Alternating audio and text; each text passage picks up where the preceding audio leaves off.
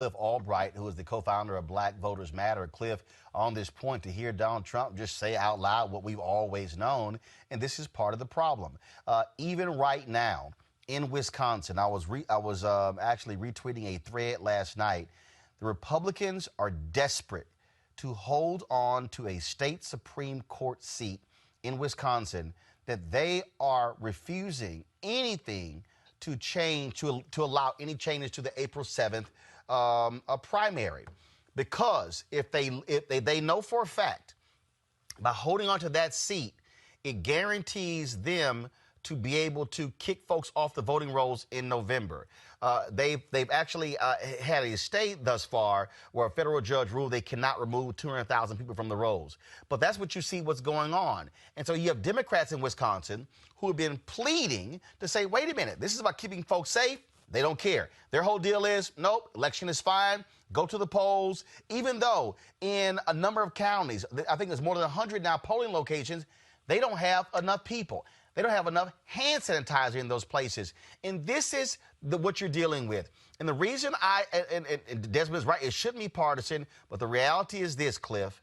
Republicans will do all they can to block, to suppress the vote. And that, to me, is shameful. It should not be that way, Cliff. Yeah, and it's exactly like what you said, Roland, where the man in the White House said out loud, well, we all know to be the case. But this isn't the first time that they've done that, right?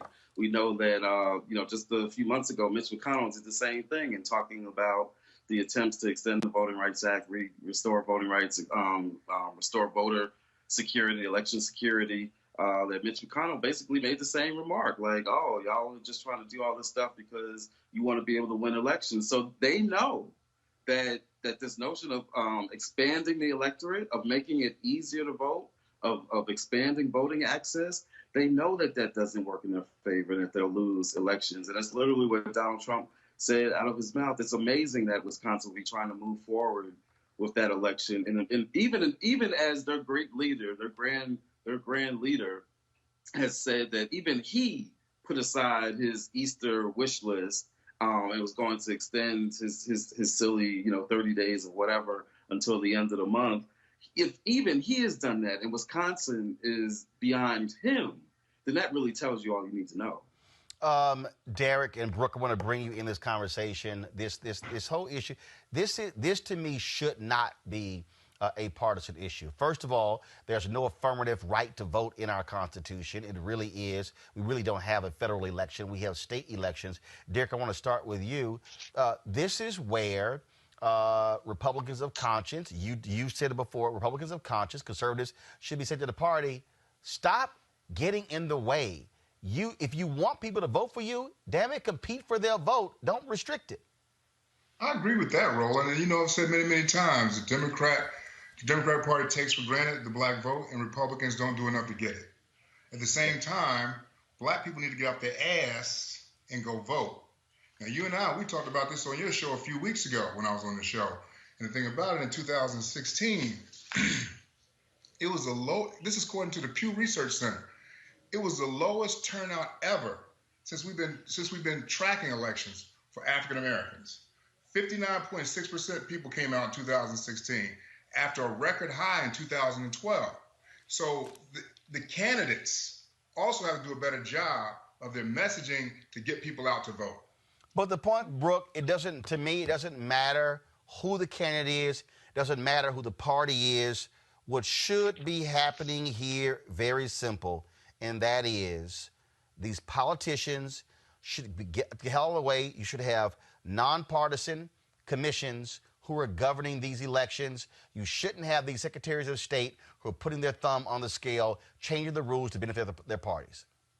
Yeah, absolutely. And of course, back in 2016, the numbers were so low because I think it's easy for a lot of people on the outside, not us, but on the outside of this to kind of look at it like, black people specifically are just they don't want to vote. They're not doing what they want to do. But I think what I saw was so disappointing. And what we're still seeing a little bit now is this like overwhelming kind of gross push to pull in this mythical swing voter that is this person that is a middle-class white person who switches back from Republican to Democrat, depending on, who talks to them the best that election year. But when it really is, there's a lot of Black people who are completely being ignored, just like you just said, and also have to jump through hoops because of these ridiculous voter suppression tactics all around them. So not only do you have to get yourself to vote anyway, not really seeing anybody act like they care about you, but then you've got to make sure you're still on the rolls over and over and over again. Make sure you can vote in the right place, not be afraid of weird prosecutions that, we've been seeing. And I'm not surprised that Trump said what he said once, because he's been just blatantly saying it all over and over again. But yeah, he's right. Voter suppression means more Republican votes. That's why gerrymandering has been a thing for so long, and it's so blatant now. But I guess I'm just not surprised by it. And Desmond, I want to go back to you. The reality is what y'all did in Florida was critically important. And frankly, ballot initiatives, and look, it was very difficult. What y'all able to do took 10 years. You're still fighting it. But the reality is you have to change state constitutions. Alicia Reese is trying to do a ballot initiative in Ohio to put the right to vote in the Constitution to cut these shenanigans out. And I think one important element of that, Roland, is the fact that, you know what, we didn't have any politicians involved in our campaign, right? And I really do believe that part of our problem is that we can't pin our hopes on the individual, right? We have to pin our hopes on ourselves, right? Just like I used to tell folks, that's how I was able to marry the most beautiful woman in the world. I didn't rely on someone else to introduce me. I went and did it myself, right?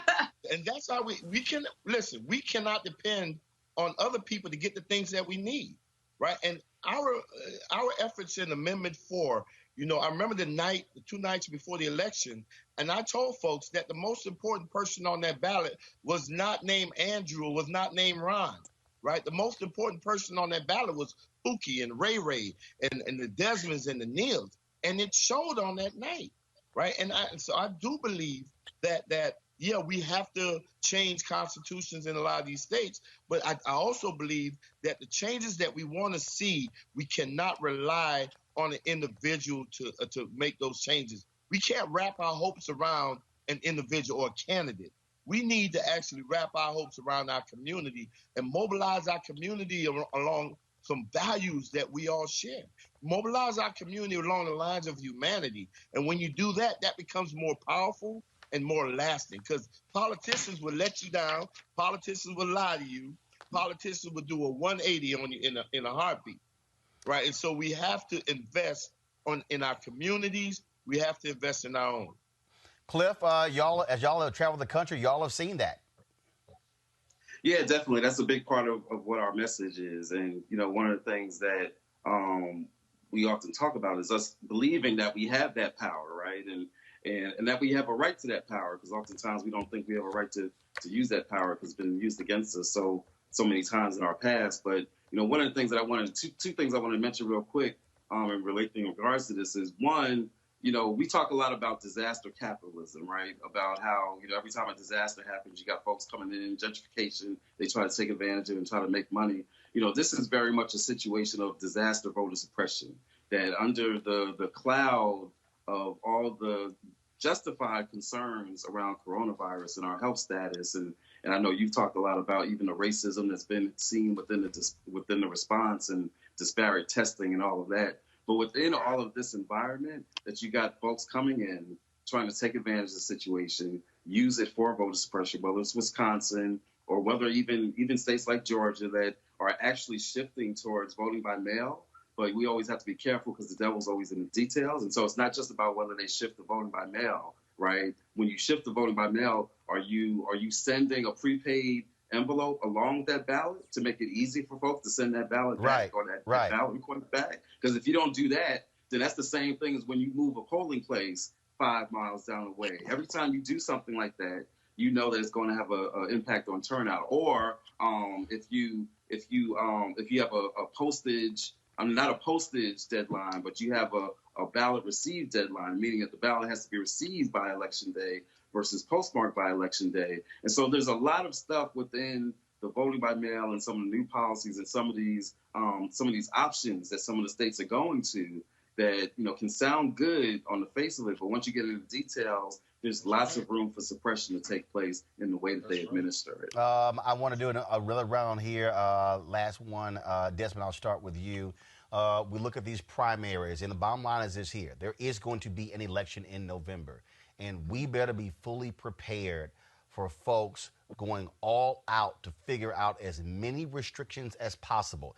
Everything that Cliff just outlined. So black folks better be fully prepared to fight until hell freezes over and then fight on the ice.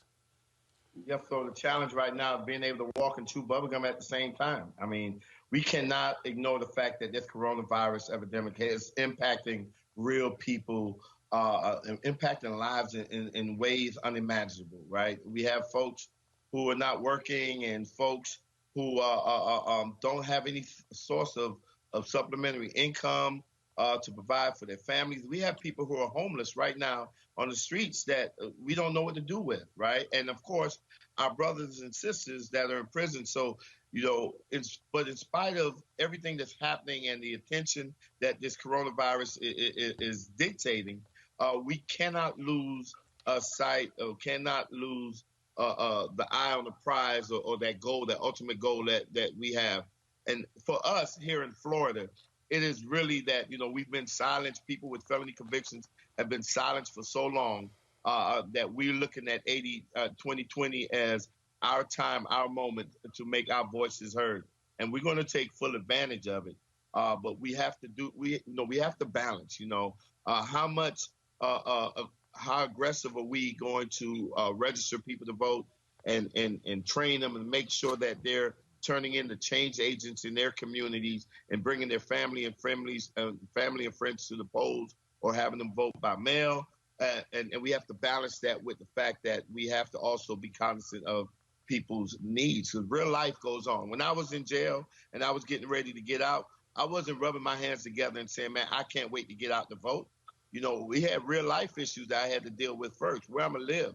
You know, where am I going to get funds to pay bills or take care of my family? So these are real life issues that we're facing right now with the coronavirus, and we're trying to do it in such a way or engage in such a way that where we can balance the two. But we're definitely not losing sight of the prize that lays ahead, and that is making sure that people who with felony convictions are making a significant impact. We cover the gap in all these elections, not only in the state of Florida, but across this country, in Louisiana, in California, in North Carolina, in Philadelphia, Michigan. We cover the gap, and we want to make sure that our presence is felt while at the same time tending to the needs of our comrades. Derek, it is going to be a tough fight, pure and simple, when it comes to what's going to happen over the next few months in November for these not just presidential elections, but senatorial elections, congressional elections, gubernatorial. You got legislatures that are up for grabs as well. It is going to impact us if this coronavirus, if we have not made this thing extinct by the fall. Absolutely. And unfortunately, I look at what's happening, and even, the article you're talking about Wisconsin, that kind of thing, and the other brother was talking, I think any change right now in our electoral system is going to have a negative impact on the African-American community. And I say that just because on a whole, we just don't like change. And if we start talking about asking people to mail in a ballot and we haven't provided that return envelope, I think we open up a whole can of worms, like you said, a whole nother type of voter suppression. I think any type of change, if it hadn't been tested before we implement it, I think we open up voter suppression. So the idea that the Republicans are putting these different ways out there to suppress the black vote, I think some of the things that we're looking at could be easier, could actually backfire for African Americans. Well, the reality is, Brooke, is this: the way to beat it is to vote. Right. That's it. Absolutely. Vote. Local elections matter. Every single election matters. And right now, there's more evidence of it than ever before. Vote. Absolutely. Cliff, I'm going to give you the final word here. Look, y'all have been going to places a lot of other people ignore, going to these small rural places where black people are, who they don't see politicians, they don't see campaigns. And the reality is, if we actually maximize our power, Jamie Harrison can beat Lindsey Graham in South Carolina. You can actually see states flip. You can see what happens when we do. We saw what happened in 2008. Obama runs in North Carolina. He wins by 14,100 votes. They immediately go under massive voter suppression because they were scared. The bottom line is here. You put the right folks in place, you can then control the laws, and that has to happen. So, Cliff, final comment. Yeah, no, you're exactly right. I actually think, to your point about South Carolina, I actually think that what we're seeing now in terms of this assumption that this coronavirus is a city issue, right? You're seeing some of that narrative even coming out of the White House and from other places as well. This assumption that it's not affecting red states, which we know is false, right? We know that one of the states that has the highest rates of increase right now is Louisiana. We know Florida is right behind it, again, right here in Georgia. And so I think that this attitude that you've seen from some of these red state governors and some of these legislatures is actually going to come back and haunt them. So that you could see in a state like South Carolina where people, because they were neglected and because there were more deaths than what should have taken place, that people do kind of respond and say, well, wait a minute, we need to take another look at some of these policies. We need to take another look at Medicaid expansion. We need to take another look at these folks that are always constantly trying to act like government serves no purpose. And so, again, to your point, believing we have the power, investing in the right people in all of these states and in all these counties so that they have the resources that it takes to mobilize folks, especially in a time of need. If that takes place, if we get the right resources to the right people with the right mindset that we have the power to do, then we could see history made in this election. Indeed. Cliff Albright, co-founder of Black Voters Matter. I certainly appreciate it. Thank you so very much. Desmond Meade, thanks a lot, man. What y'all doing in Florida with the Restoration Project. Thank you so very much. Also want to thank Brooke Thomas for being here. Of course, Brooke, regular panelist, and Derek Holly. Thanks a bunch as well. I tolerate you being Omega, but it's all good. All right, yeah, whatever. Just keep all that purple and gold stuff out of the video frame when we live. All right, folks, got to go to a break. When we come back, I'm going to talk to a white school board member in Montgomery, Alabama, who says she is simply fed up with racism denying critical dollars to black students. I will talk with her next on Roland Martin Unfiltered. You want to support Roland Martin Unfiltered? Be sure to join our Bring the Funk fan club. Every dollar that you give to us supports our daily digital show. There's only one daily digital show out here that keeps it black and keep it real as Roland Martin Unfiltered. Support the Roland Martin Unfiltered daily digital show by going to RolandMartinUnfiltered.com. Our goal is to get 20,000 of our fans contributing $50 each for the whole year. You can make this possible. RolandMartinUnfiltered.com. No. Come to me. All right, folks. I was on social media, and I came across this story, and I said, wow, we have definitely got to talk about this. And that is this video here out of Alabama. And the school board member, white woman, gives this impassioned plea, angry, upset about her county, how they allocate money to hire lobbyists, but fail to fund school districts with majority black children. Watch this. I'm going to say some things, and maybe I'll get fired from being on the board. I don't know. Yeah. But I've got to say my piece about this. I wasn't alive when the civil rights movement started, but my people were. And they made decisions then, and that's why we're sitting in this situation now. Come on now. Now, let me just say this. I grew up in domestic violence, child abuse, alcohol, and everything. I'm not going to talk about me, but school was my safe place. And when I was in 7th grade, I made a commitment to God and to Christ that everything in me I was going to commit to this city to help a child if it was in my power to do so. Unfortunately, the same people that look like me are the ones that are blocking this. They should be first in line to say, we want to support you and we want to support the black children in this community, because that's what we're talking about. And when I ran for school board, I want y'all to know as the first person that said that it's a race problem. I wasn't able to speak up in the 60s because I wasn't born and I was too young. But I'll be damned. I'm going to speak up for it now, and it's going to make a lot of people mad. My day started this morning at 7:30 with a call from Montgomery Police. For those of you who don't know, I work at Child Protect. Because a 6-year-old baby, kindergarten little girl, has been being raped over the last several months by a 51-year-old neighbor. That's how my day started. You know how it came out? Because her grades started dropping, and she was having behavior problems. But we didn't have the counselors in place, and we didn't have the teachers that knew how to respond to that, except to make her go stand in the hall day after day. And you know what? She finally, because her mother wanted to know what was going on, so she told her. This has been going on for months. So she told her, and when she came to us today, she said, if I tell y'all, are you going to be mad? Am I going to be in trouble? Because we don't have the funding for that. Because the black and brown children are not important to people that look like me. They're not important, but they're important to me. Joining us right now is Jannah Bailey. Jannah, glad to have you in Roland Unfiltered. Can you hear me? Jannah Bailey, can you hear me? Yes. Okay, there we go. I can. There we go. That was about a 2-minute version of that video.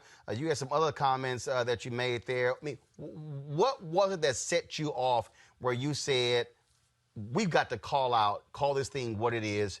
Racism is at the heart of denying resources to black kids in your school district. Well, what started it is we have a new superintendent, and several of us ran to make a new school board because nothing was getting done. We have the lowest millage or property tax in the state required by law. We are at 10 mills. And so we have been asking legislators, and I don't know if the viewers are familiar with how a property tax has to be passed, and it may be different in Alabama because we're so backwards on a lot of things. But it has to be a resolution from the school board, and then it goes to the county commission because our school district is a county school system. And so the county commission has to vote on a resolution that then has to go to the legislature. The local delegation has to be unanimous on voting, and then it goes to the full body to pass a bill for it to come back to Montgomery County for the voters to vote on it. So all of this, and we get to the very end where it is in the legislation, and it is being supported except by 2 white, a senator and a representative, and they were blocking it. So essentially what it was doing was saying that we are not going to allow the people in Montgomery County to vote for this. Now, the demographics of Montgomery, I don't know if you're familiar with this, I am. Are 36% white in Montgomery County. So I am not a real smart person, but I was smart enough that I can see that by not letting it go to the vote, there was no way it was going to pass.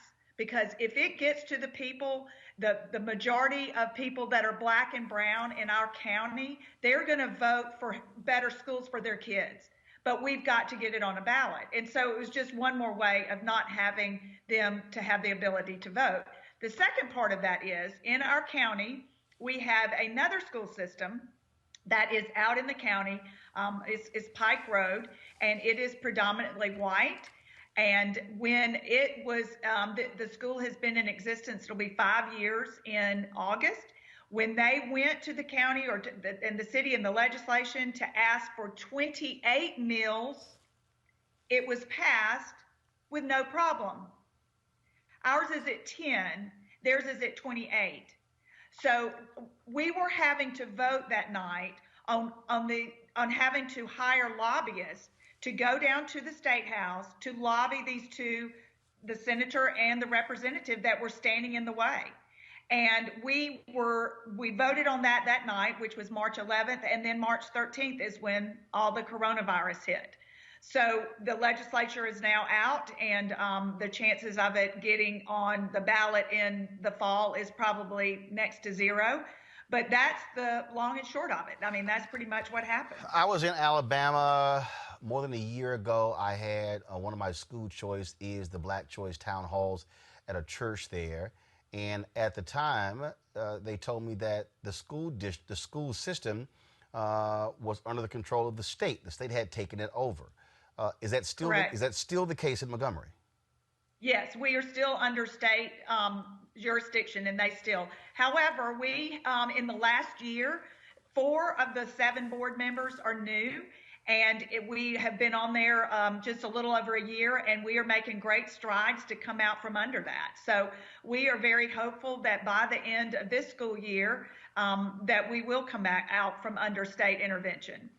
And again, I've spent enough time there with people to understand really how archaic Alabama is on this. So when you talk about this majority, it's sort of like, you know, Louisiana just changed their law where it used to be you could literally sentence somebody to the death penalty without requiring a unanimous decision.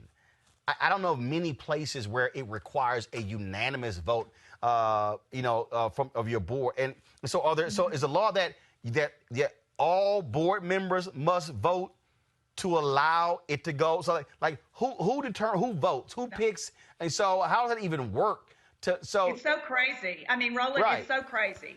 Okay, so what happens, the 7 board members with the superintendent, we know we need more money. We are at poverty level. We have 29,000 students in our district, and we are losing between 700 and 1,000 every year. So we need more money. These kids are going to school in the buildings that are crumbling before them. So what happens is the school board says, okay, we need more money. The school board then votes on a resolution at a school board meeting. We all sign it. We say, yes, we want a millage increase, a property tax, because that's where most of the money comes from. So we take our resolution to the county commission. The county commission has to do a public hearing so people can come and talk about it. At the public hearing, most of the people that spoke were in favor of it because they want better schools. They want to have counselors. They want advanced placement. They want arts in the schools, and we don't have that now. They want their kids to be able to take books home. So the county commission had to vote on a resolution. It did not have to be the majority. So the 2 that abstained looked like me, and the others voted for it, and it passed the county commission. Then the county commission sent their resolution to our local local delegation, which is the representatives and the senators that represent Montgomery. So that they all had to approve. So wait a minute. So wait a minute. So in order to raise taxes for schools, property taxes for schools, school board votes, then it has to go to a county commission. Yes. Then it has to get approved by a state rep and a state senator before it goes on the ballot? No, there's another step. It has to be approved by the local legislation, which are the representatives and senators that represent Montgomery County. They all have to agree, and then it goes to the full legislative body, and they have to vote a bill to say, okay, we're going to let Montgomery County put this on the ballot so people can vote for it in the fall or whenever. Whoa. Wait a minute. So the entire state legislature has to vote yes to what people in this one county can do. Yes. What? Okay, I've covered politics. I've covered politics my entire professional life. I'm 51. I have never heard of that many levels for a county to raise property taxes for a school district. I've never, that's unbelievable. It's mind-boggling. And, you know, I was not aware of this either. I thought, oh, we just put it on the ballot like anything else that we want to vote for, and it's voted for and it passes or it doesn't pass. But this has to go through all of these different channels. And like I said, that night that we were having to vote, and we voted for it. I mean, it passed our board. We had already voted on the resolution. What we were voting on March 11th was lobbyists that we were having to hire at about $10,000 a month so that they could lobby these two people to see that they needed us to at least get it on the ballot. So that is where the frustration. And we're talking about, Roland, you know enough about the South, and you know about Alabama, and you know about Montgomery, that this is deep seated. I grew up here in Montgomery, and I am a product of the public schools. I graduated from Lanier in 1979, a little bit older than you are, but not by much. But I went to public schools, and, you know, they were integrated when I was in the 3rd grade. I'm not good with math, so I can't do how old I was or what year that was. But I was in 3rd grade. And, you know, for the kids going to school, there was no problem. We all played on the playground together. But it was, as the years went by, and it got to be in about 1986, 87, and the powers that be decided to try and keep white people in our school system. They were going to implement a magnet program that was still within the schools, but it was a magnet program. And that was a way to keep white kids in the school. And it worked for a while. And then they moved those programs out of the traditional school buildings. And so now they are separate. They're no longer in the traditional school buildings, which is also a problem, because no longer are the smart kids, or the 10% who are now in magnet schools, they are no longer eating in the cafeteria. They're not cheering with them. They're not on sports with them. So we have another level of segregation, because what happened with that, and you know, we'll just air all our dirty laundry tonight. But what happened with that is a lot of the magnet schools, they were limited to the enrollment. So, for example, if ABC school said, okay, we can only have 300 9th through 12th graders in our school this year. So it was an application process. And so if you were the 301st child and you were trying to get into this program because you played the trumpet really well, or you were a great artist or photographer or singer, or you were great in math or the languages, too bad.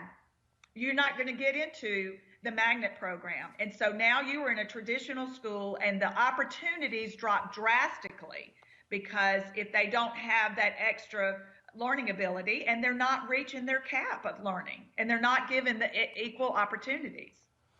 The reason I know that system well, I'm a product of a Houston Independent School District in the magnet school programs.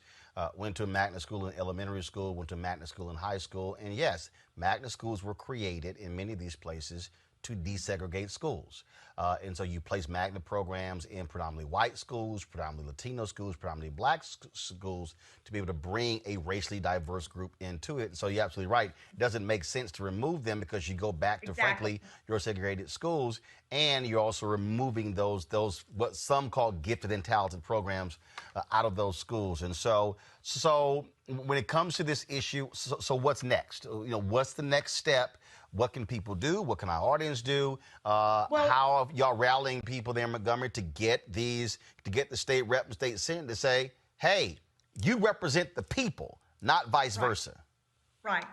Well, sadly, as you know, as all the stuff that has happened now with the coronavirus, now let's think about this. Most of our children, about 65 to 70% of our children in the public school, I'm talking about the traditional public schools, are at or below poverty level, okay? And so a lot of them do not have access to Wi-Fi, and they certainly don't have access, if there are 4 or 5 kids in a home, they each don't have their own computers. So now, just like everything across the country, we are going to online school. And this is how children are going to learn. So what can we do here? We don't have a lot of extra money. So we can't say, okay, everybody is going to get a tablet, or everybody's going to get, some type of equipment to be able to do their work online. I did just hear from the superintendent, who is wonderful. Dr. Ann Roy Moore is the superintendent in Montgomery County, and she has led us for the last 2.5 years. She's doing a phenomenal job. She works great under pressure. But I did get an email, and it looks like we're going to be able to use, now listen how antiquated this is. I mean, this is the best we can do, and we're going to do it. But we are going to be able to put our school buses, the big yellow school buses, park them in neighborhoods, Right. and be able to have Wi-Fi off of that, or hotspots. Well, I'm not real IT literate, but South Carolina, the exact same thing. 3,000 school buses were converted to mobile hotspots. and that's what we're going to do. That's great, but it doesn't matter if you have Wi-Fi if you don't have the equipment to use Right. it. I mean, you can have a mobile hotspot, but if there's no computer, no laptop, no iPad, as a saving grace is that, and this is one of the things on the digital, so when you talk about digital divide, African Americans always over-indexed on phones, because for a lot of poor African Americans, it was either have a cell phone or have or a home phone. Folks chose cell phones. And so the reality is we over-index on that, but that's still talking about a lot of these programs, a lot of these apps you can't actually access on your phone. You need to actually have a desktop. And this, and what I've said in all of our coverage since coronavirus has really come up in the last really more than a month, I've said that this coronavirus has exposed the underbelly of America. First of all of the people we treat like crap, we desperately need right now. Okay. Amen. All these parents are going crazy who are like, oh my God, where are these teachers? All these people who say we should be paying nurses more. Oh, they really wish we had more nurses and health practitioners. And it's showing that the haves and the have-nots, this assumption that everybody has broadband, everybody has Wi-Fi. And when you talk about rural areas, it's even worse. It is worse, particularly over in the western part of Alabama, which is considered the Black Belt, which is the poorest and the ruralest. I don't know how they're going to do it. And it is going to put these children behind. And I don't know if any other states did this, but we passed a law, and I'm sorry, I don't remember if it goes into effect in August of 2020 or August 2021. But we passed a law that said if a child was not reading at third grade level, by the time they finished third grade, they were going to be held back. So let's talk about that. I mean, yeah, now, I mean, kids are already behind. You don't and they're pass. gonna get further First of all, behind. you don't pass such a law if you then don't provide the necessary resources to the school districts in order to actually make that happen. But see, that to me is also what angers me when you have politicians who pass laws who don't even think about. 2 or 3, a handful of politicians that pass these laws, and that is what angers me. They're not the people that are on the front line, and they have no idea, and they don't understand it, and they don't know what these children, it's easy for them to sit in the ivory towers, but they've never walked the schools, and they've never seen what these kids, what they come into. If you can't even go to the bathroom because the plumbing is broken and the doors are broken off of the school I went to high school and was built in 1929. I graduated in 1979. It has not changed at all. The same lead paint that was on the walls in the library is still on the walls in the library. The ceiling is falling down on a number of schools. So our infrastructure right now, just to get these schools up to maintain safety, as far as I'm concerned, is $220 million. If we were able to pass, and we weren't even asking for a lot, Roland. We were only asking for 9 additional meals. That was it, just to bring us up to 19. That would have given us enough money over the next 30 years to be able to fix the infrastructure, have more resource officers, provide arts in the school, and provide advanced classes for all of the children. All I'm asking is equal education so that they can reach their full potential. And you ask, what do we do from here on out? Well, I have a lot of friends that are white. That would just be natural. And some of them have said things to me like, I can't believe that you spoke. And, why did you say that? And you're not going to get elected again because you live in a Republican white district. I didn't run to get elected again. I didn't run to just keep a warm seat. I ran because we have issues in Montgomery County, and this is my circle of influence. And so if the people that look like me don't begin to start speaking up, then you know what?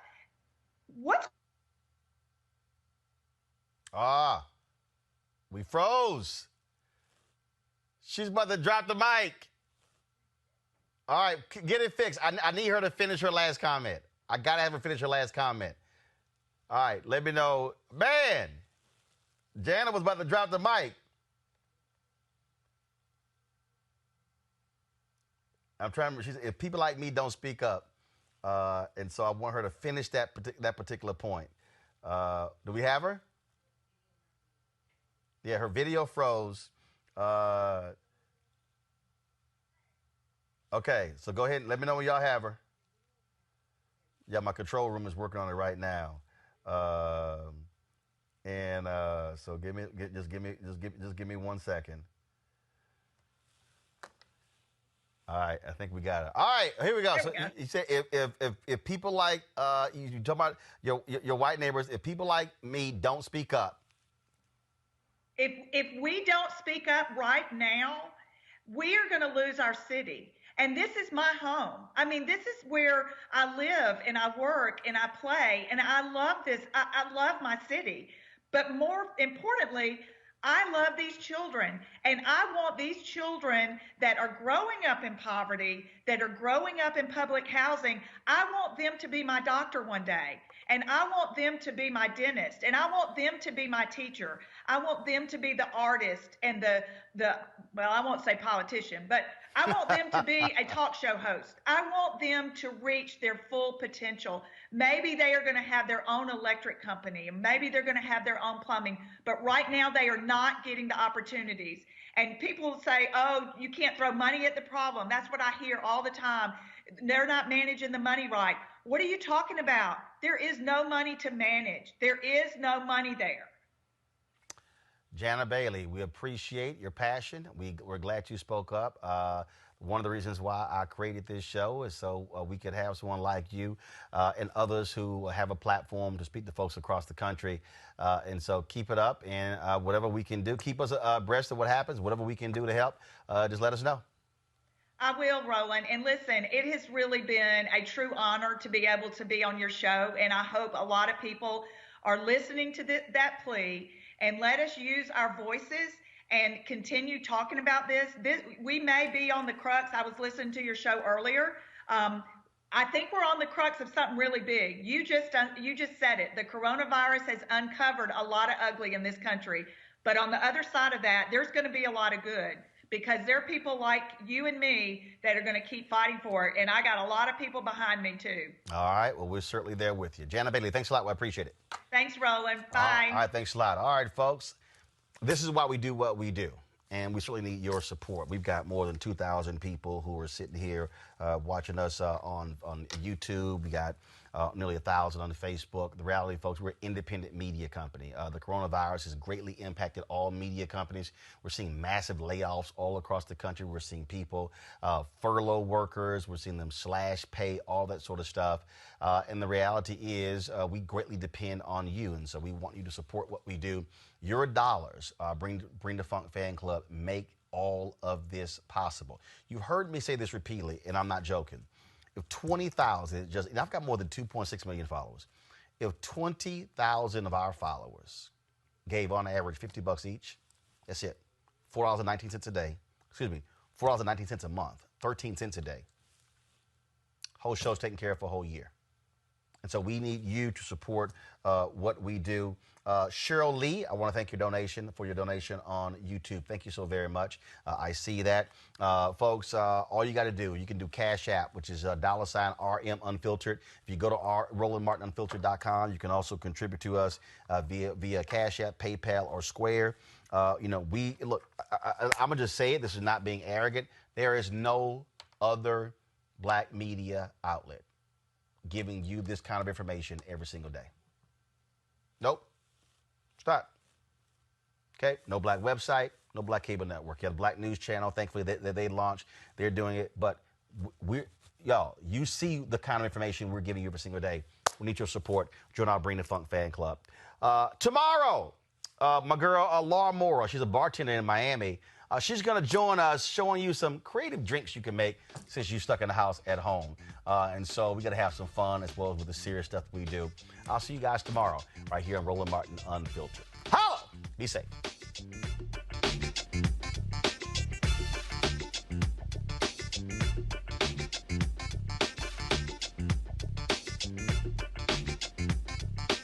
want to support Roland Martin Unfiltered?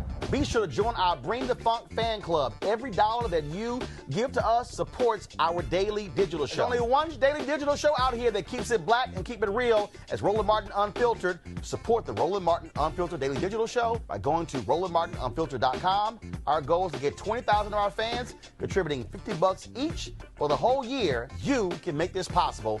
RolandMartinUnfiltered.com. You want to check out Roland Martin Unfiltered?